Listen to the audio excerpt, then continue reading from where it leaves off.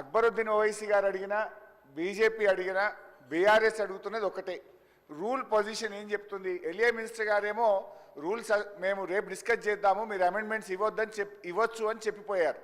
కానీ మీ సెక్రటరీ గారు ఏమంటున్నంటే దేర్ ఆర్ నో అమెండ్మెంట్స్, ఇవాళనే డిస్కషన్ పూర్తి చేస్తామంటున్నారు.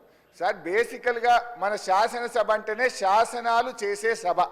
మన ప్రాథమిక పనే చట్టాల రూపకల్పన. మరి ఆ చట్టాల మీదనే కనీసం ప్రతిపక్షాలకు అమెండ్మెంట్ ఇచ్చే అవకాశం లేకుండా, మాట్లాడే అవకాశం లేకుండా, ఒక్క సెకండ్ ఐఎమ్ కంప్లీటింగ్ సార్.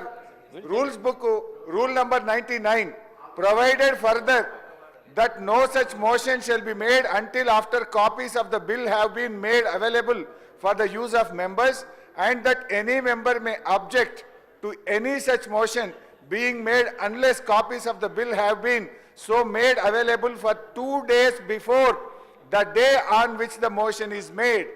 2 రోజుల ముందు బిల్లు కాపీలు సభ్యులకు ఇవ్వకపోతే ఏ మెంబర్ అయినా లేచి అబ్జెక్షన్ చెప్పొచ్చు అని మన రూల్ బుక్ చెప్పింది. లేస్తే మాట్లాడితే మా ఎల్ఏ మినిస్టర్ రూల్ బుక్ పెట్టుకొని మాట్లాడతాడు. మరి ఈ రూల్ బుక్లోనే 2 రోజుల ముందు బిల్లు పెట్టాలన్నారు. 2 రోజులు కాదు, 1 రోజు ముందనే పెట్టండి. ఇంకోటి అమెండ్మెంట్స్, ఆ బిల్లులో ఏమైనా తప్పులు ఉన్నప్పుడు, ఈ బిల్లే కాదు అమెండ్మెంట్స్ ఇచ్చే హక్కు కూడా సభ్యులకు ఉంటుంది.